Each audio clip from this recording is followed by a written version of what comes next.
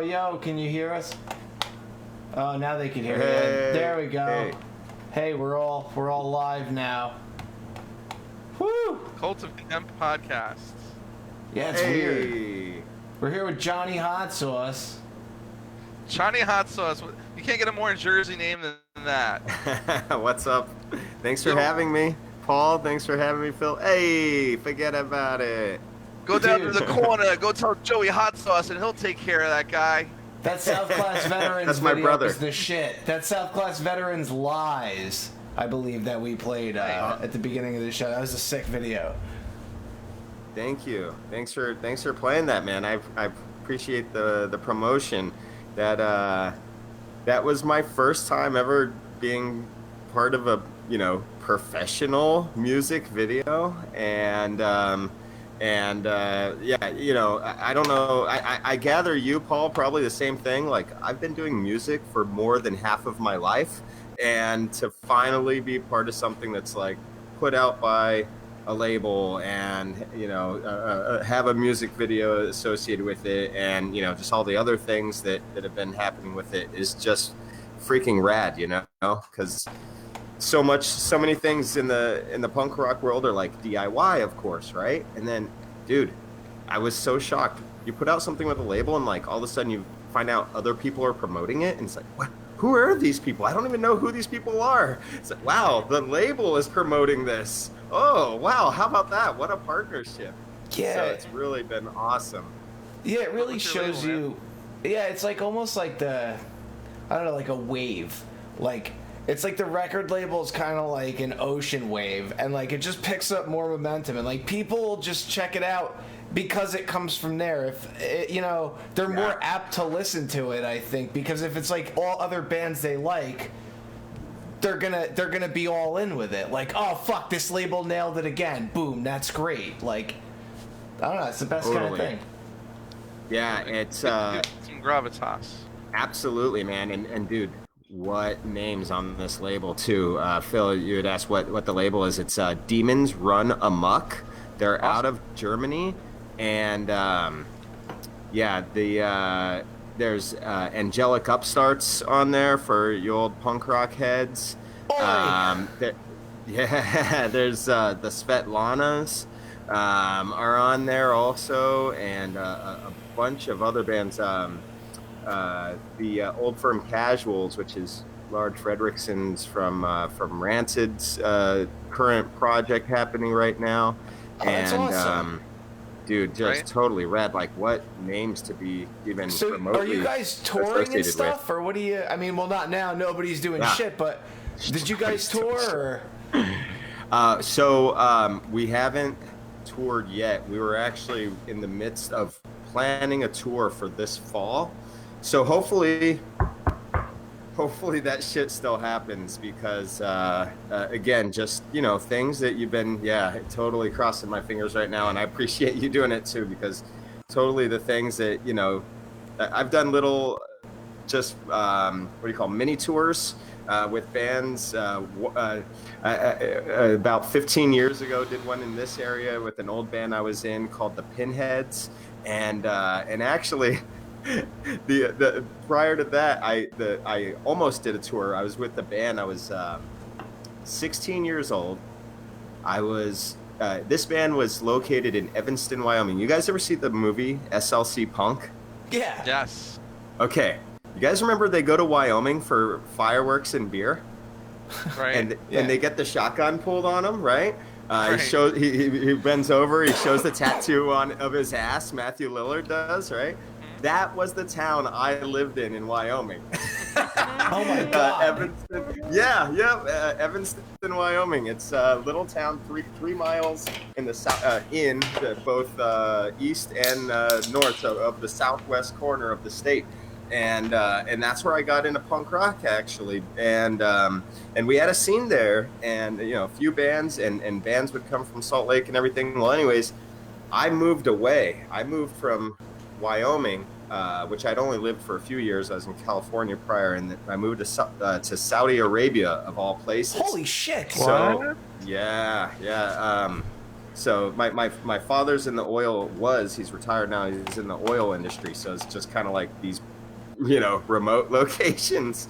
And so anyways, he's still over there working, or at that time. So I was like, hey, I want to go home for the summer. So I go home. I'm basically with friends, like no parental guidance, 16 years old. So we booked a tour for ourselves, going through Wyoming into Utah. Well, one guy last day bails on us. Singer dude, good guy and everything, of course, but you can't blame him. I think he was probably 17 or 18. I was the youngest in the band, and but we still decided to go. So we ended up trucking down to Vegas, staying in the parking lot of the Excalibur for 2 nights in a row, like sleeping, like getting fucking, oh god, the smell of this van, washing ourselves in the bathroom in the sinks of the Excalibur before going out and getting into all sorts of got my first fake ID out there because all my friends were older, like I said. Went to a gentleman's club, if you will, and all my friends got in. I couldn't.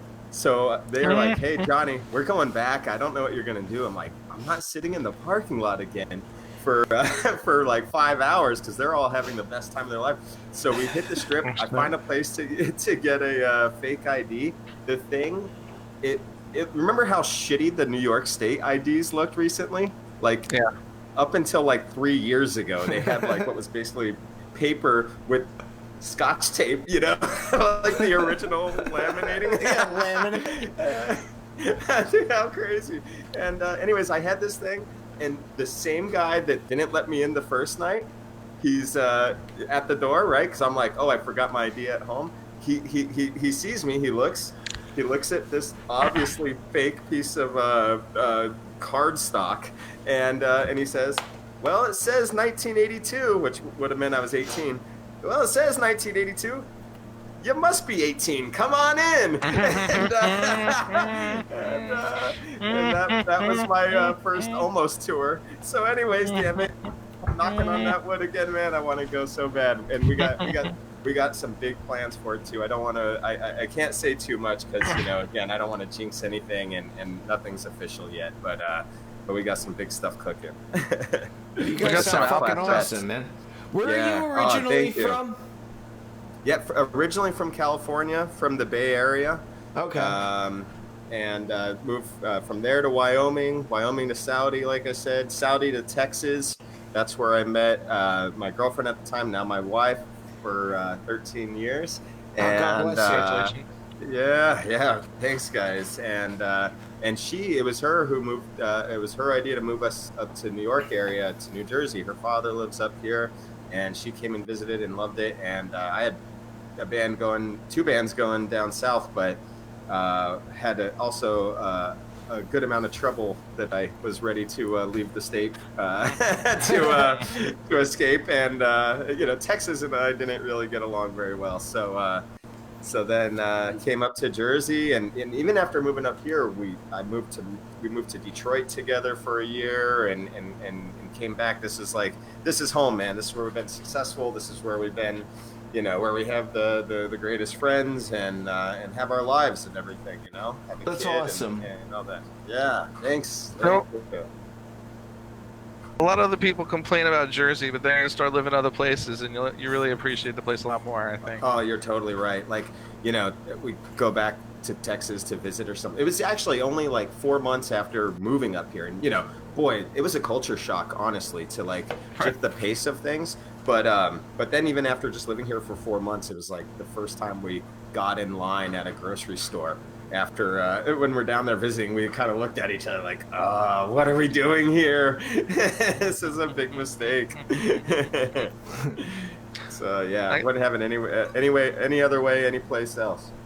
When I was 16, I had this family vacation in Myrtle Beach, and me and just some other guys just took off with this guy's older brother, and we were all Northerners, and we went to this little supermarket, and we were nervous because we were underage, and the guy's brother was buying the beer, and they just took forever, and they talked to every person that came in, and the kid from Cincinnati's getting more nervous and more nervous. And then as we're leaving with the beer, he steps on the sensor and the doors stick before they open, and he yelled out, "Even the fucking doors down here are slow!" Everybody just turned around and looked at us, and we just slunk out. Wait, and that guy was from Cincinnati? Yeah. Oh, even the Ohioans think it's slow in South Carolina. Well, it's always amazing to me when I leave the tri-state area and like how fast I can convey a thought to people. Yeah. And how they'll look at me like I'm fucking crazy. Like, oh, I have to explain this differently. Like, kind of, I have to slow down and really take in the moment with everyone here. To order my pizza or my sandwich. Yeah. Oh, you're so rude, Paul. Oh my gosh, you just wanted a plain slice. Like, you didn't ask for. I would like a plain pizza, please. And the speed of delivery. That's and like. I also feel like the worse people get in terms of how they communicate, the worse they drive. Like when you go to Massachusetts, like the mass holes. Like, I don't know, you've been all over the country. Like, you've probably seen more terrible driving. What do you think of do you think the driving in New Jersey is great, or it's like terrible compared to other places? This is an awesome question. Now we're getting down to the topics that matter. Especially now with no traffic, it's a fucking pleasure. God, right? Yeah. Oh man. No toll collectors either. Yeah, but dude, if you don't have that easy pass, man, you better believe like that toll by mail. I'm sure that they're just begging you, man. It's like $15 convenience fee. It's wild, the mailman's still working. Fuck him. Yeah. They're first responders right now, man. I see my mailman every day, and he's still there, fortunately. Well, I think Jersey drivers are good drivers. Okay. All right. Here's my hot take. Here's my reason why. Jersey drivers are good drivers because they are so they're so aware, I should say, not fuel efficient, but they're so aware and efficient within their space. They are like, there's always the person weaving in and out and everything, but they're never cutting it too close. Now, New York drivers, upstate's a different topic, of course, but New York drivers, you can tell somebody from the city or, an area like close to the city kind of thing. Because what happens is, as soon as there's daylight, they are, the pedal is on the floor. There are those assholes that are just whizzing past you that are just like actually make you shit your pants a little bit when they drive by, and then you're mad at them, and they just whiz past. And no offense to any New York drivers in the audience, but guys, you don't have to go that fast, and then what happens? You see them at the traffic light or at the when there's traffic, you see them. You're one car behind them, right? But the worst drivers are the Connecticut drivers. I'm sorry, those people. Yes, in my opinion, in this area, when you're going up to Connecticut, it is irrational. It is like. You are white knuckle, forget defensive driving. You need a paper bag to inhale, exhale, ventilate. It's bad news, man. Why is it? Is there like a lot of old people there? You know what? If I looked over, I'd fear I was risking my life. So let me tell you, I could quantify that. I drive a Nissan and I drive it very cautiously. The people that are in Connecticut drive Audis, and it's like they're fucking blind. It's like Audis and BMWs, and they drive like they're fucking blind. Like, I've never seen anything like it. It's the weirdest thing. Definitely the more affluent cars. Yeah, it's like I would think if I had a car like that, like I would be like even more cautious, and I'm very cautious now. But the people out there just don't give a shit because it's probably like their third car too. Like, fuck it, I can hit this asshole. I don't know. Yeah. I've never understood it. Like, it gets worse. I feel like as you get up to New England, I don't know, people get crazier. Like, to me, Connecticut's the start. My parents live in Maine, so I drive through Massachusetts, Connecticut, all that shit, and, like, see, like, craziness. But, like, I don't know, man. It's everywhere. It's not just here, like Pennsylvania.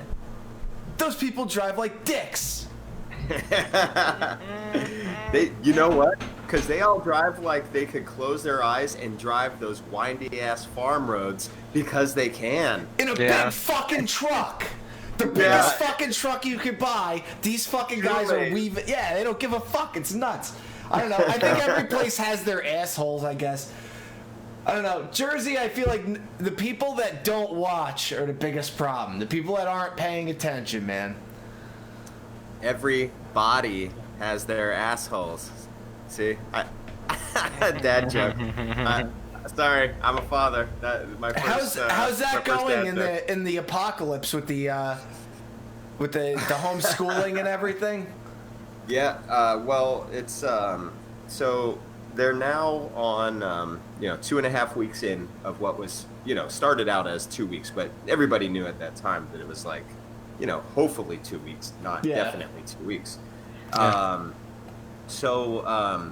The first week was really frustrating for my wife is the one who's been doing Constance Constance has been doing been the home teacher, if you will, and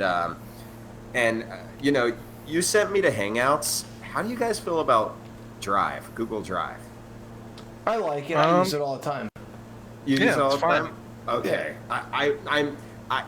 I feel like if you're using your own Google Drive, then it's fine.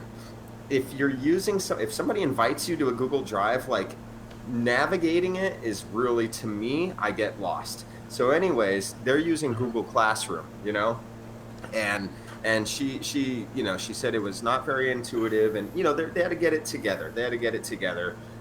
It got better the second week, but even still, this is just our experience with it. There were essentially we felt that there was no progress made, and then you start to look forward, say, okay, that's fine if it's 2 weeks. But then you start looking forward, and my son is, he's in 4th grade, so it's like, well, you lose a half of a school year, you use a quarter of a school year, you start to look at basically what is, prime time for a kid that age. And so we actually made the decision last Friday. It was not an easy decision, and we unenrolled our son from school. And so this week he's been homeschooling, and like my holy shit. Constance researched the whole thing. She doesn't do things lightly, and so there's a tremendous amount of resources out there, even for free. There's a tremendous amount of resources out there, and pay at a really reasonable rate. And it's been really cool to see just in the 1 week, and maybe that's just because it's new, it's exciting kind of thing, but things are a lot more free form at this moment, and that's fine. Like, the lesson plans that they were giving us were approximately 2 hours. So you think you're sending your kid away for 7 hours a day. So that means the other 5 hours is like, time spent just basically disciplining kids that aren't in line, or my kid if he's not in line, not to sound judgy or whatever, but what else, like just social control aspect, and teaching, like, the state of New Jersey's curriculum is posted online, and so much of it at 4th grade, you wouldn't think it would say this kind of stuff at 4th grade level, but it's like, and teaching the principles that, in teaching principles of American culture, and, basically stuff that's like, all right, this is when they start the social studies, and this is when we start to think that America's the best country ever, and shit like that, Propaganda. Yeah, just the Kool-Aid is like, hey, go 4th grader, drink up, and so, I mean, and this is, an opinion, and this is not an opinion that we, necessarily had before, but ultimately, through researching and going to the state of New Jersey's website and like, okay, if we're going to do this, what is the curriculum that we need? Obviously you got to have goals and plateaus to hit and stuff. So anyways, the first week's been really good, and there's been like being a father, like, for example, I'm really into ice hockey, and a fan of watching it. I used to play years ago, never any good or in beer league. So, of course I was interested in it because there's drinking beer to go along with it. So, you get your kid into ice hockey when he's young and you're like, yeah, he's going to grow up to play ice hockey. And then, what happens if they don't like it? Like, I'm not going to be the person that's like, you have to play it. I want him to find something that he's passionate about.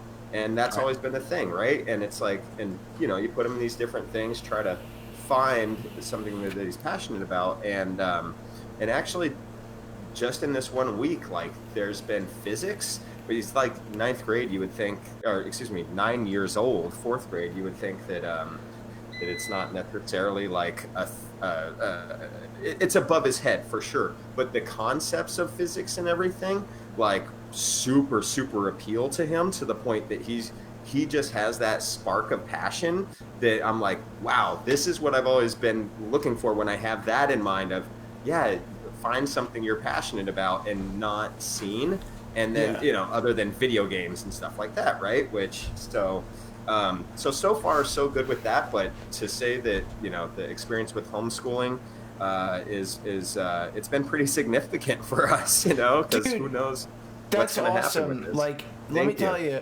the homeschooling thing, like, I know a couple of kids that are homeschooled, and they're all super proficient at life and super fucking fine at what they do. So and I mean, I don't know your kid, but I see you on social media. He seems like a social, like, well-adjusted dude that could hang, I guess I would say. I mean, I know he's a kid, but he seems cool. Like,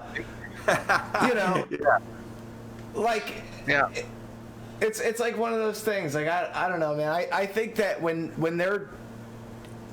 you could teach them from home and they can take in kind of more of what they want and they can really hone in on something, like, yeah, they'll always get the basics, but at school the basics are this time to this time. If it only takes 5 seconds for them to understand the math lesson, they should be able to do whatever the hell they want, like science-wise or so whatever, history. Like, it's a better thing. I think it's more nurturing for kids to choose their own. That's more, it prepares them better for life. I think it depends on who the parents are, number one, because a lot of parents could fuck it up. I think that it depends on how hard you get on your kids to actually do their work. You know what I mean? There's still tests and shit that you have to pass. I think homeschooling can work, but I think that for older students especially, having taught and stuff like that, I think part of schooling is just socialization. So I think that contact with other kids is really important. Now, obviously, these are unprecedented times. Yeah. So I commend you for making that decision. Thank you. But just like in a regular time, the only thing that I think is, like, I've known I've known some homeschool kids, and they seemed, as Paul said, to be proficient in life, but kind of had awkward social skills. And I don't know if it was just because they were introverted themselves, or if it was because of the homeschooling, but just that I met a few people that were like that. Yeah. So, like, the social aspect, but I feel like maybe you can get that through, like, Boy Scouts or fucking sports or something, or even like, I guess, being in a band or something. Yeah. When you get older, when you're like a teenager or something. But But I think also too, a lot of schools. I'm sorry, I don't mean to interrupt. I feel like a lot of schools also fucking spoon feed shit to kids, and now kids got to figure out shit, and it's a real fucking pain in the ass to try to figure out Google Hangouts with your fucking kid who won't sit still for 5 minutes and shit like that. But maybe it's like, this is how we fucking raised humans for millions of years. They learn from their fucking parents. would smack them across the head if they didn't do what they were supposed to do. And now, the teacher has to be all nice and shit. Like, it's not like that in the real world. So, yeah. So maybe it's more of, it has its positive and negative qualities. Yeah. The first, I mean, for me, it kind of, my thought process was exactly like yours, Paul, yours, Phil. Like the first thing I thought of was like the socialization aspect of it. Now, first of all, this is essentially it's like a temporary solution for us, right? To take control over the lesson plan. And realistically, it's going to go through the end of the year, right? Because there are some towns nearby. Verona, for example, has already called school off through the end of the year, and which is significant in the sense of like when you have a kid in their formative years, or significant like when you have a kid who's my friend has a daughter who's a senior year in high school. And she's like a good kid, right? Like she's in the school play. What are they doing? You'd think they'd celebrate. I would have celebrated, right? No, they're doing just this Google Hangouts rehearsals, right? And they want to do this. She wants to have senior prom. Dude, they'll do that fucking play in August if they want to. Like that's what it's gonna come down to. Like if they want to do it, that's what it's gonna happen. Like these people will do the shit they're gonna do. But if you're senior, you might already be on your way to school somewhere on the other side of the country, even, right? You're gonna lose some of those kids, right? That were like part of that. But anyways, I would have been cracking open cold ones as soon as I heard there was no school.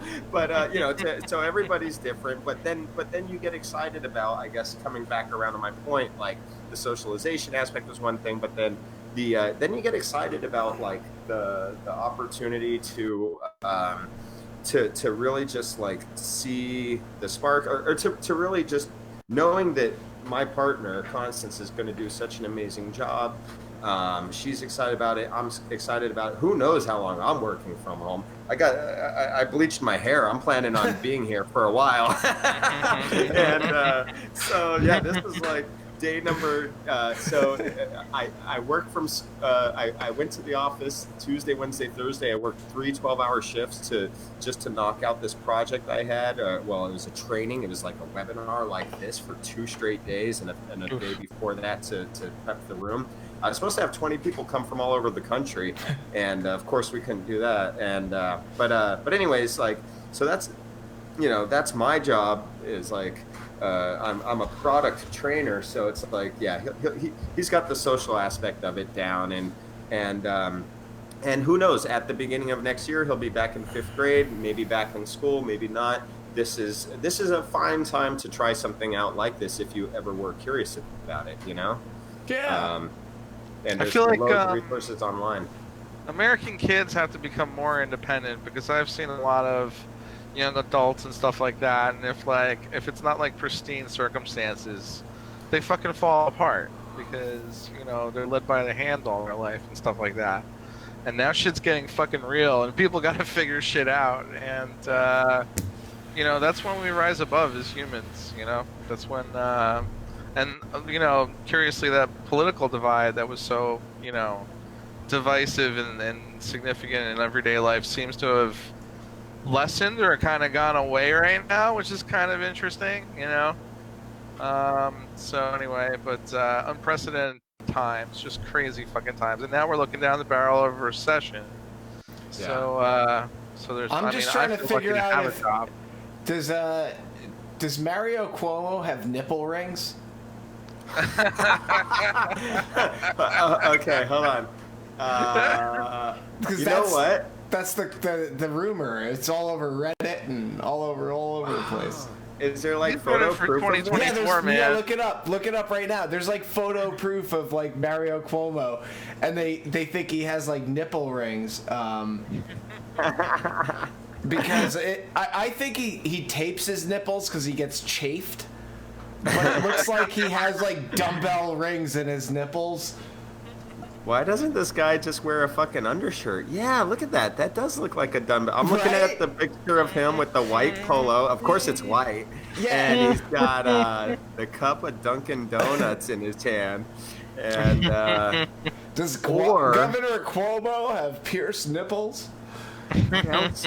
what? I mean, but it might only be his right nipple, huh? Because looking at his left nipple from this side view, there's no weird rays Oh whatsoever. no! I looked at extensive nipple pictures of Mario Cuomo, and I've looked at all the nippular angles, and I really do think that it's just tape, like Andy on The Office. He tapes his nipples when he runs so they don't chafe. I think that's what Mario Cuomo is doing. I don't know why he doesn't just wear an undershirt. We should we should tweet that at him. Andrew Cuomo, isn't it? Yeah, Mario Andrew Cuomo. I don't know. Is Mario the dad? Andrew. Yeah, Yeah. That's right. Mario's the bridge. dead. And then there's Chris Cuomo. He's got the COVID. He's got the COVID. So right. far, the COVID has killed a lot of people I like. Adam Schlesinger from Fountains of Wayne passed away today. Oh, he did. Are you kidding me? I knew he was on the No, respirator. No, it's like really fucked up. He died. The dude who wrote "I Love Rock and Roll" Right. Mm-hmm. passed away. He died of COVID? COVID, yeah, man, it's fucked up. It's like Guess what? This is the beginning, guys. It's only Paul. gonna get worse before it gets better. Paul, like, I this might not be the right time, but I know you like the humor, and I know of the type of humor you like. You want to hear about a joke I updated in light of the COVID? yeah, I do, absolutely. This, by the way, this was like 3 weeks ago. Okay, so times were a little different, but okay. Let me set the scene. We're having dinner in a restaurant. My wife, my son, and I. And my wife had actually. I just got home that night. I just got home from Houston. I flew to Houston for work. I landed. I got a text that said, "Hey, everything's canceled. Houston, Austin, Dallas." I had 3 straight days. So I got my ass back on a plane the next morning, and then I finally got home, and that's when shit kind of got real, right? When you fly halfway across the country, and like they're like, no, it's canceled. So, anyways, Turn around, yeah. yeah. So we were telling stories about travel and everything to my son, and shit was already bad in Italy at that time. And my wife had said, yeah, I went to Italy 15 years ago, or I went to Italy and I got a really bad cough, and I made sure anyone in the restaurant, like, 15 years ago she was there. 15 years ago. So I said, hey son, have you ever heard the joke? He said, what joke? I said, I just flew in from Italy, and boy are my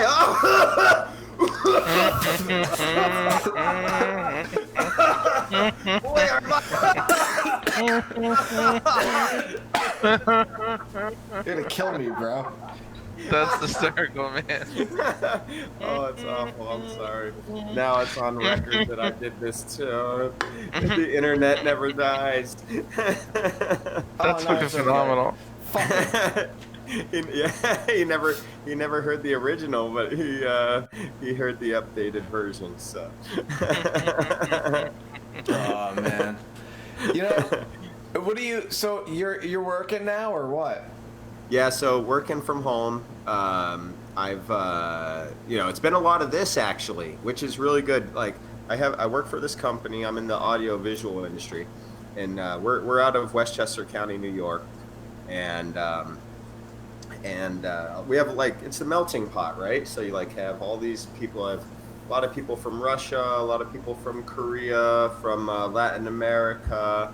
And so sometimes emailing isn't the most effective way to communicate things when you're trying. I'll write the product documentation, technical writing, and I do presentations on these things. We do a lot of stuff focused on conference rooms. We make a PTZ camera, which I didn't bring home. Otherwise I would have plugged it in for this. But so you could really have a professional web conference. And but anyways, I've just been on these calls all day yesterday, all day today. These video conference calls are amazing, amazing tools. not only the camera aspect, but like sharing your screen with somebody, like instead of fucking going back and forth in email about I don't understand this, I don't understand that, and and just getting shit done. I've never been able to get stuff done as easily as I have in the few days of working from home. But last week I was mentioning that training. I had 20 people come from all over the country. We're supposed to come, and we're monitoring it. We're doing like the canned email that every company sent, like, hey, we're aware, we're gonna clean, but we're still doing business. You know what I mean? We sent one of those out, and then of course the weekend comes and the new week begins, and every company says, on second thought, we gotta shut this shit down. And like every company on the internet, like every company you ever even remotely like visited their website, they're telling you how they're handling this corona shit. Oh yeah.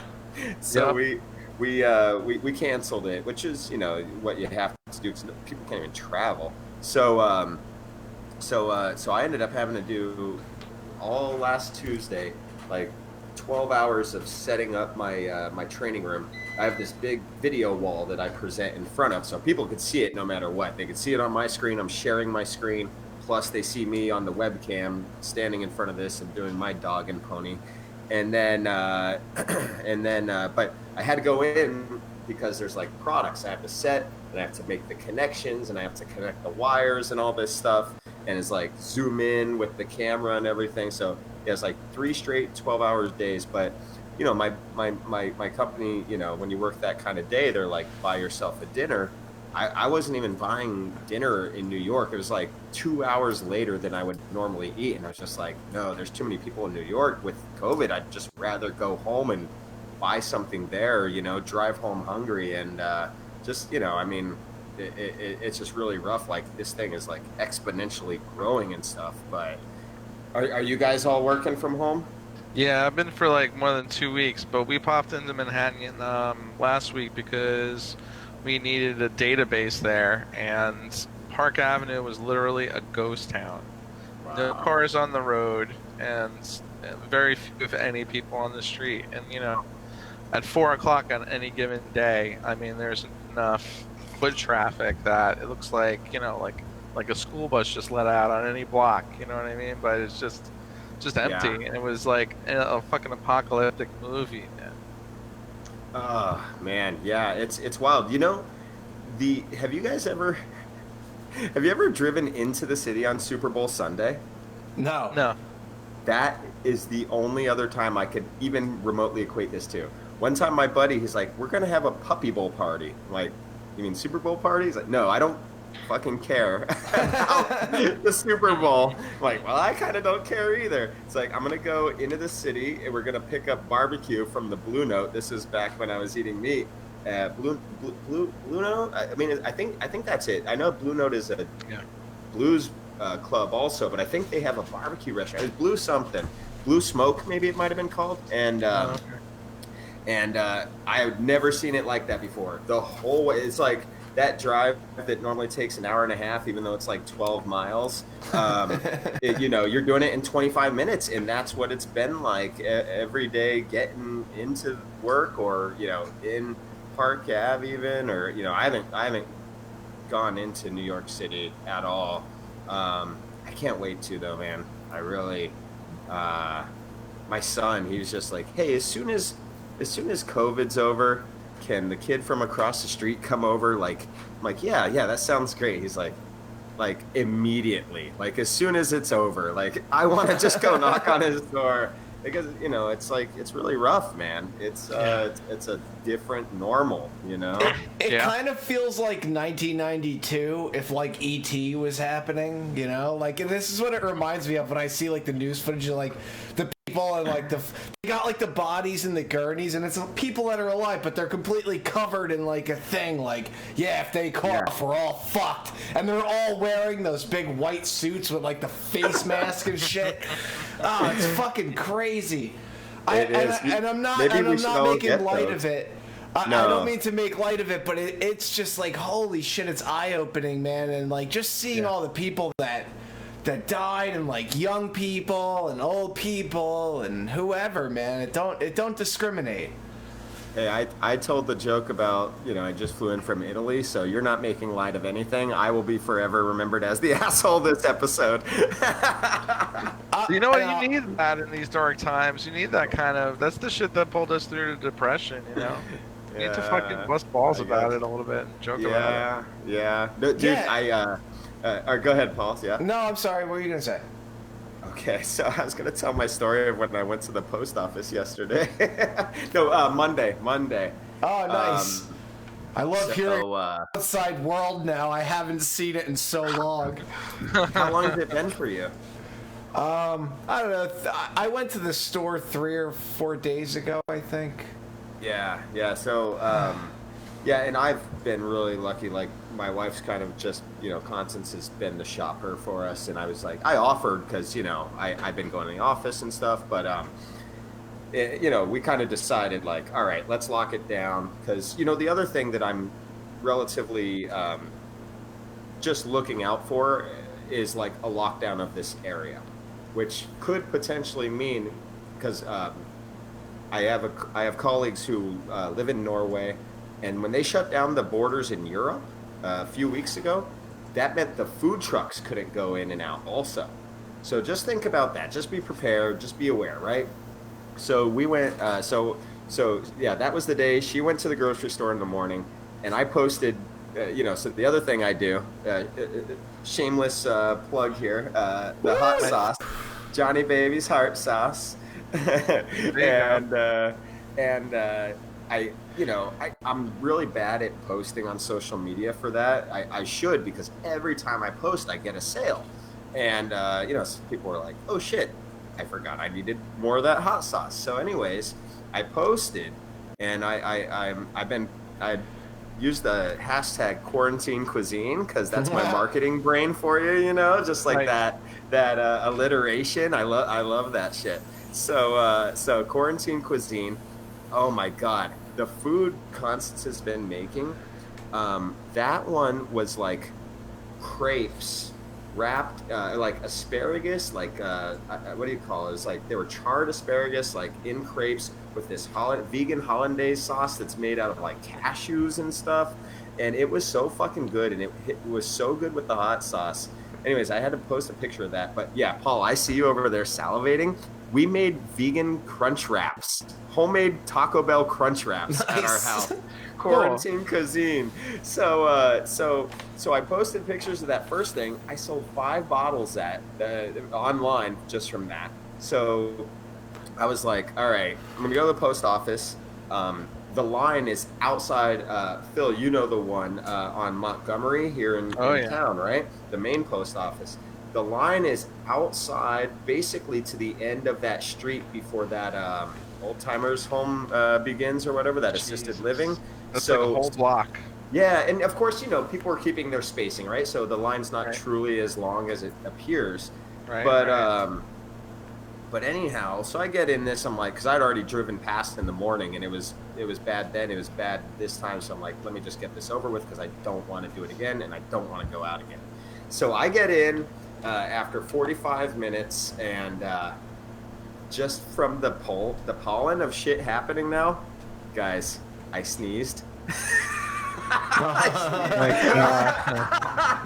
It was I felt like such an asshole. I just felt like I got the corona. It's just like you hear the echo of corona, and fortunately somebody treated me like a human and blessed me.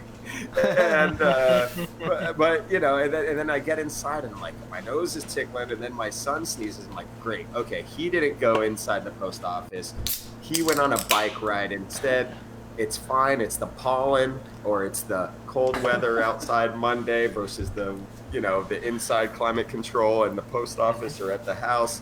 And anyways, long story short, I'm healthy, everybody, but long story short. I keep having this vision of like being somewhere and like coughing or sneezing, and everyone just looks at me and like kind of converges, like, oh, he's infected, we must destroy him.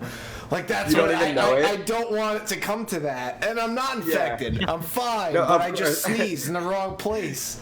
Dude, if they start treating you like a fucking witch, they just tie you up and throw you immediately into the water, and they tell you need to float or drown. Down the well with him. They pour you in a bath of Corona beer. They squeeze limes into your eyes, and if you say "ow," then that means you are a Corona. Dude, I was buying Corona beer, and then I haven't seen it stocked since. It's like I bought it and they just didn't refill it. They're like, no, fuck that, we're not getting this anymore. That poor company, man. I'm back to the Steve Weisers or the Budweisers as Stone Cold, you know. There you go, free plug. Free plug. Dude, I've been on the gin, New Amsterdam gin. Oh, yeah. You know, it's like relatively cheap and is like, you know, it tastes good, and you know, we have loads of lime. Oh, my wife was so mad at me last night. I drank like I had like 4 drinks last night. Right? I'm just like, the alcohol intake is on the climb. So I had 4 drinks, but you know, what do? You got a wedge in there, but I was on the kick with like lemon and lime, so I put up 1 wedge of each. So, but I never got rid of them because I was just like, oh, if I keep these in there, it's only going to add to the lemon or lime essence in the drink. Yeah. She gets in bed and she's like, how many limes did you use? Like I had because I had 8 pieces from 4 drinks, but she thought I used it all at once. She's like, we are on strict rations. I went to the grocery store. This was supposed to last for a month. I was in such shit. But anyway, so this morning I found that I had bought some like high fructose corn syrup lime juice a year ago in a moment of drunken desperation. One probably. Of those squeeze bottles? Yeah, it is. Yeah, I love that. Yeah. I've had that in my fridge since I was a little kid. The same bottle? That shit does not expire. No. I always buy it. Like, I buy it like every time I get a new apartment, but it's always there. You know. Oh, it's it's the what do you the amenities, right? Isn't that what you call that? Like when you first get the amenities.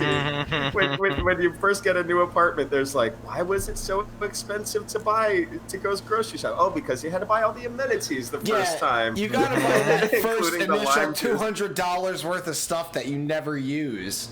Right. Yeah. Until it's crisis, like ramens.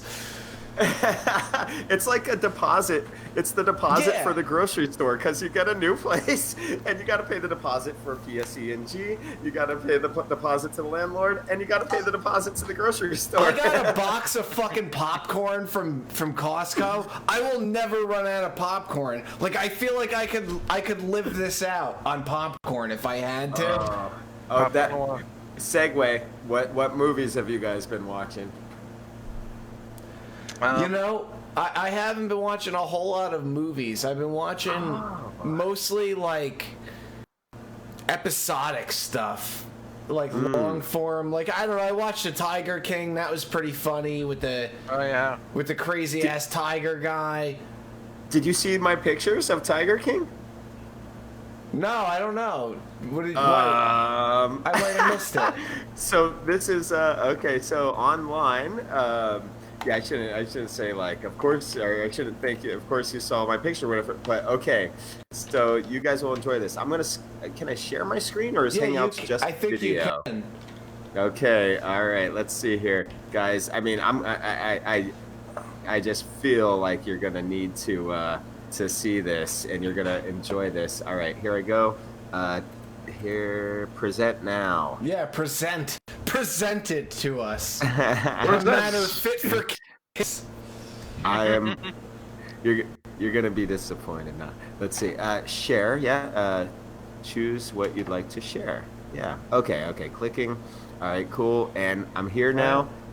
And so after I bleached my hair, this was. Nice. This was. My wife and I did this. Holy shit. Nice. Indoor. So. Oh my god, I completely missed this, bro. It's fucking insane. What the fuck? I love it. That's hysterical. Yeah, this is what we did on Monday. Because Sunday I bleached it and I shaved. Paul, you may remember I used to have a beard, so I shaved and I kept that. I had it on the timer. Our son was in the living room, and Disclaimer: these photos were a total opportunity to discuss, even though this is a fake cigarette and a fake gun, to discuss gun safety type stuff and cigarettes type stuff. And anyways, this was a photo God. shoot. We just decided to do it. I put the timer on the phone. Oh my great. God. You guys are the fucking best. Right? So we got the next idea also. So we'll see. You know, there may be we got some supplies we may need to get or get creative kind of thing. So we'll see.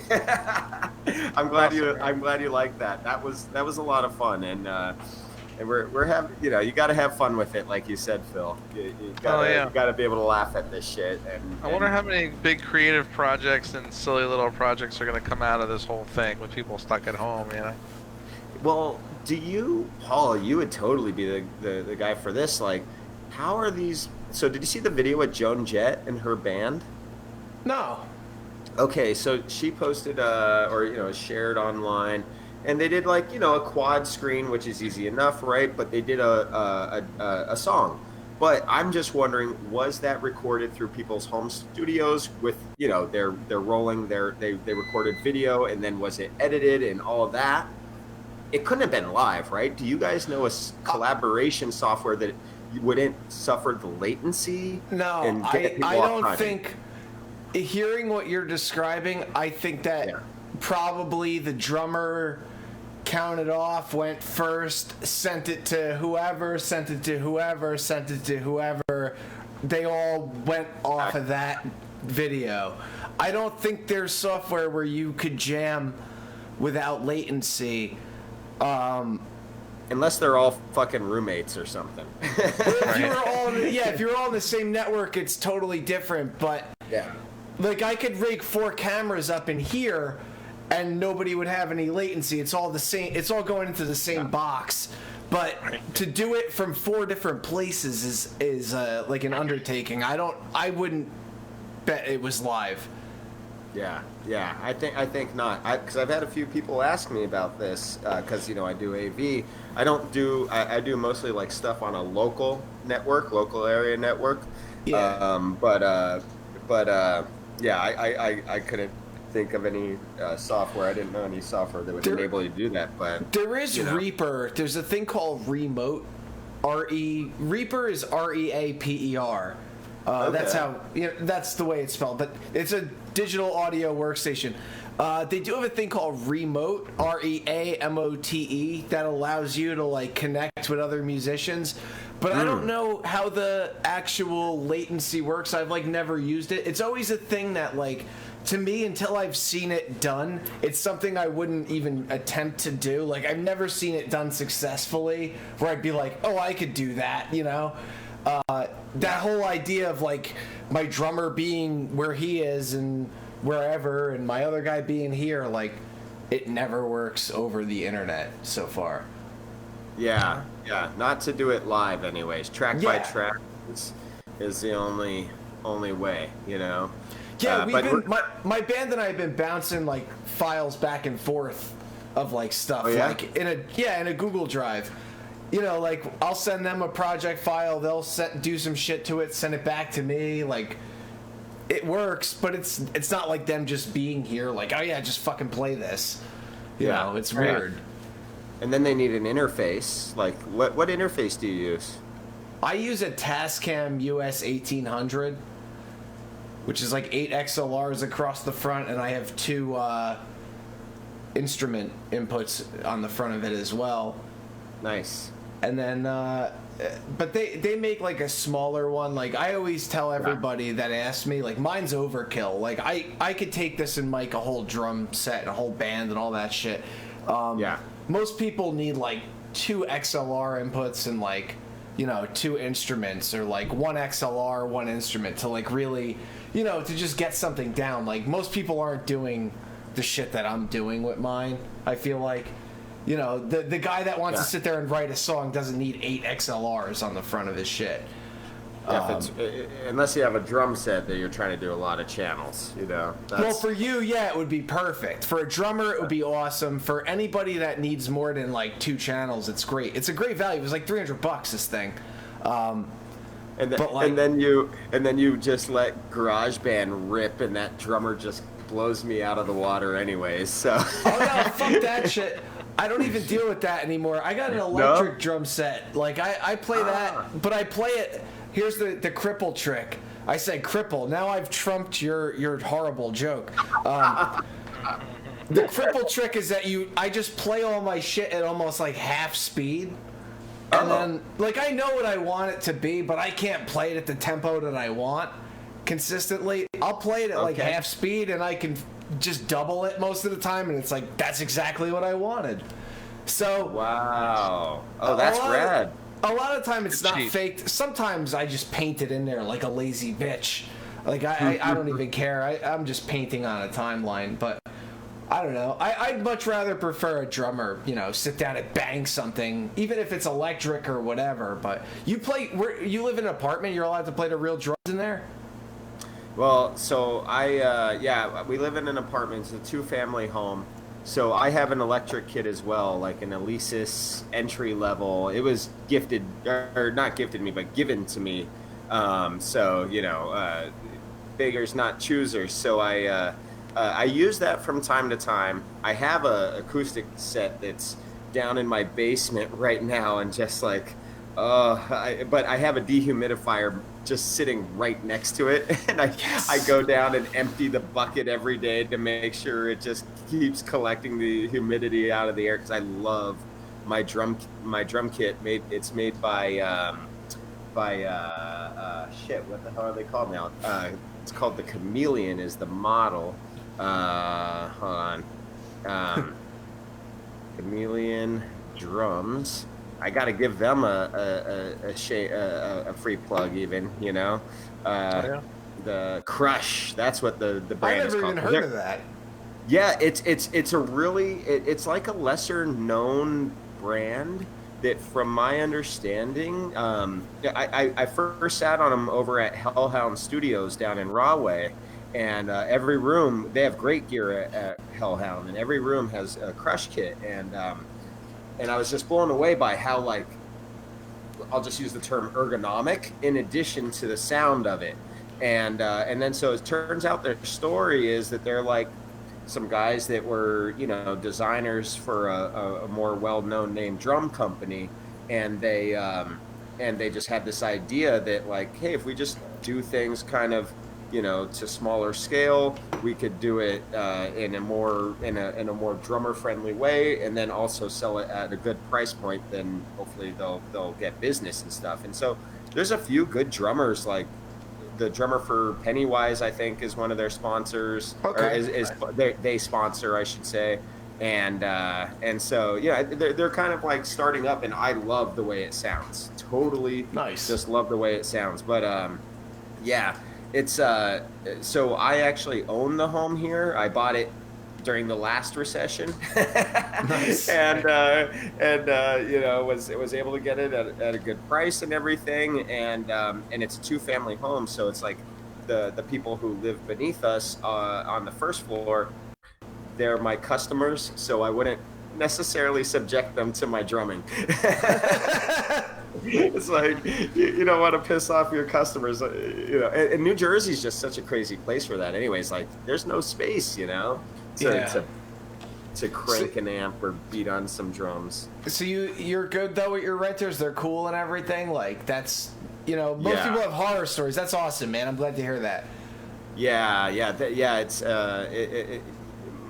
Constance, like, kind of did really good vetting, and we're on our 3rd set of tenants now in the last 8 years, which is pretty normal, I'd say. You know, like the first set was a couple, they got married, or no, they were a couple, they got pregnant, they got married, they had a second kid, and then they bought a house of their own, the next couple. So, you know, that's kind of how it, you know, that's how you the want trajectory, it to be, right? yeah.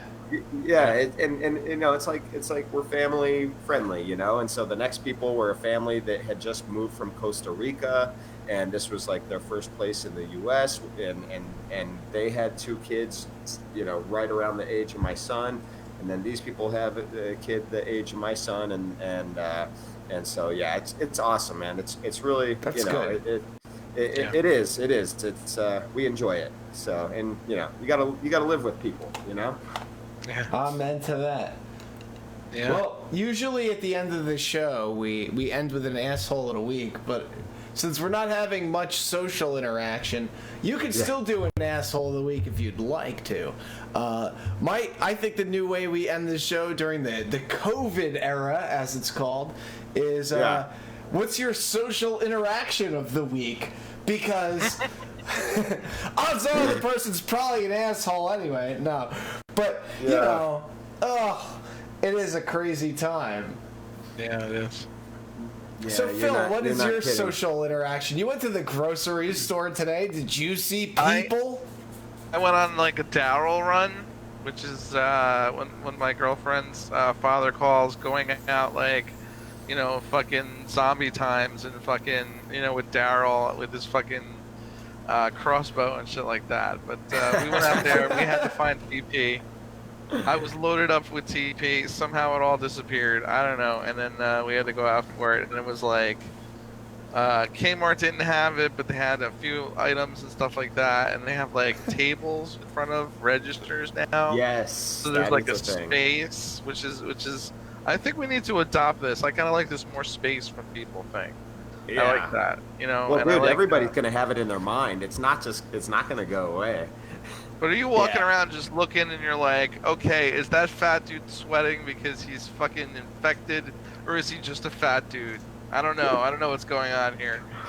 This is my life now. You know what I mean?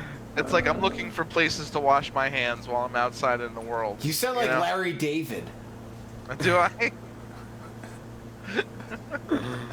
Yeah, but he said this during regular times. Did you see any crazy shit while you were out there today on your TP run, or it was just regular business no, as but usual? I mean, I saw like we went to the supermarket and they had like just a big box in front of the door.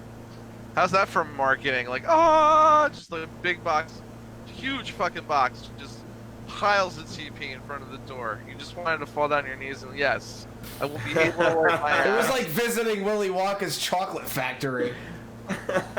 You know, like I went to the Kmart and there was like no toilet paper and there was tissues and I'm like, I'll just load up on the tissues. Oh. And this is what a society we are, where it's like tissues really aren't good enough. You really want the roll, man. Dude, So, I switched to a handkerchief because like I'll blow my nose with toilet paper. Like I was never one of those Kleenex families, you know. I didn't. Oh, okay. You know how people are like, some people grow up with it, and then other people like just always went to get the toilet paper. I feel that was me. So I always just, and then like I was just like, you know what? I got enough handkerchiefs. I should use that because who the fuck knows when we're gonna be able to get some more of this toilet paper stuff, you know. I never thought about how much I touched different things until now. Yeah. Like, you get home and you're like, all right, so I didn't touch my keys the entire time. That doesn't have to be shot down, you know, with fucking Windex or whatever I got, you know, or bleach, you know, but I better clean my phone case. Like, I don't know how many times I cleaned my phone in the last fucking 2 weeks. Yeah, that's a good point. Clean your phones, people. Clean your fucking phones. Yeah, for sure. Well, I don't think I announced the name of the town I live in. I hope I didn't. So let's pretend I never did.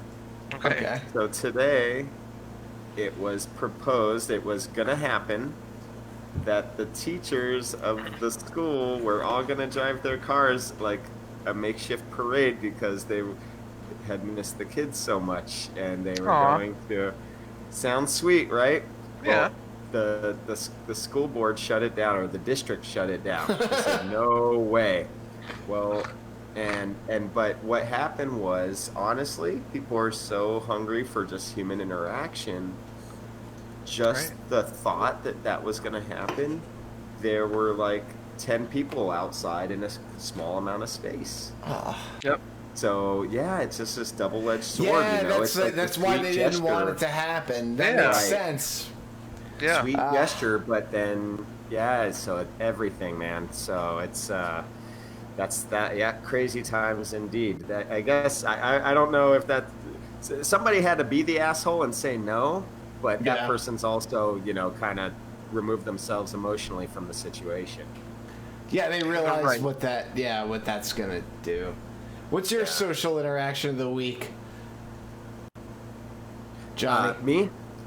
Oh well. Okay. Sorry. So that was my story. Oh yeah, it's true. You went into it before the post office. Yeah. No, that's okay. Well, who's your asshole of the week then? Okay, so I was trying to think like what was the there was a situation. There was Okay, so in line at the post office, and the line's so fucking long, right?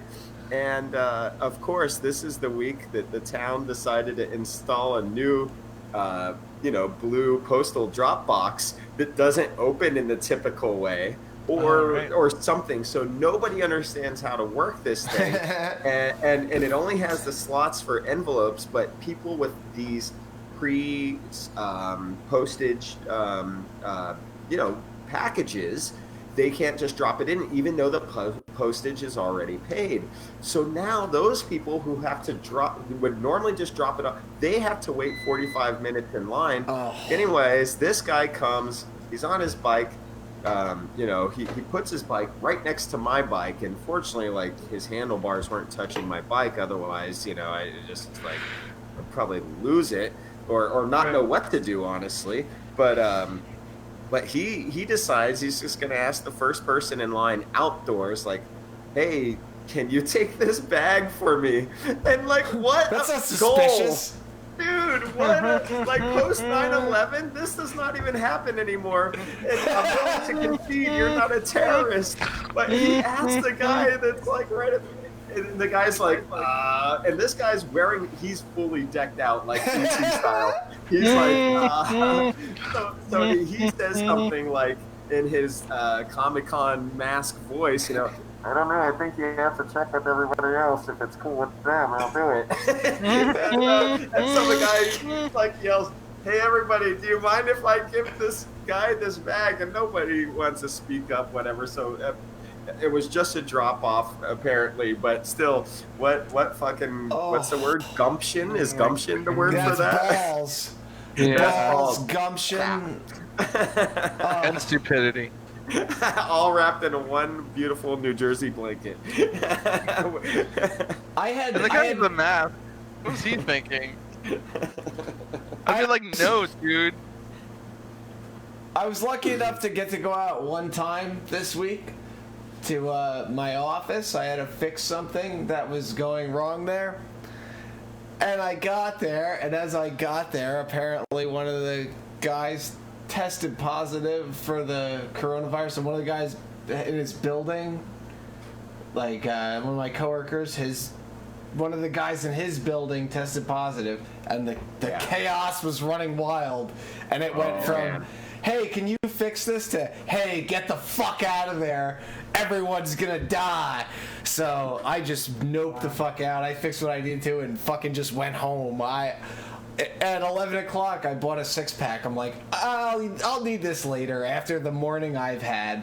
Right. That's what it is. It's like I feel like if I leave the house now, I'm just bound to buy beer. Something I will see something that is inevitably insane and not be able to quantify it in my brain, and I have to buy beer and go home. And 5 o'clock rolls around, I'm a happy guy. I don't know, man. This is crazy times. This is definitely a nutty fucking world we live in right now. Yeah, well, I'm really so glad that you guys still did the show. I didn't know if it was a live thing that I was supposed to go in, Paul, or not. So I really appreciate that you reached out to me. And, absolutely, super man. Happy that it still happened. And so thanks for doing this, man. And thanks to everybody who listened. And hopefully it offers some some good discussion, because we all need, talking with humans and interaction is not really a thing right now. So Yeah, Johnny, thank you, man. And Phil, always a pleasure. I miss having you sit in my living room. And usually I kick you out, but now I don't have to. I could just close a window and you're gone. So usually you show him the door. Yeah, usually I have the door. I show him the door. Get the fuck out of here. He's like a one-night stand. I kick him out every Wednesday.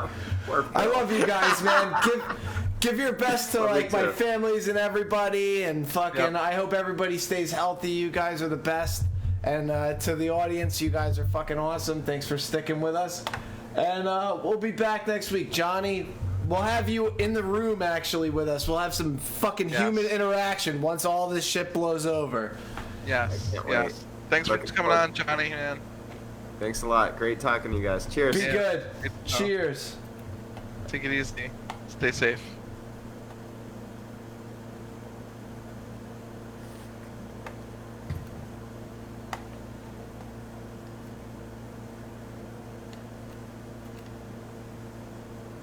We want to hear the show. Just write us at cultofcontentpodcast@gmail.com. If you'd like to see back episodes of the show, youtube.com/Plan10Studios, cultofcontent.org, or right here on Facebook, Cult of Content Network.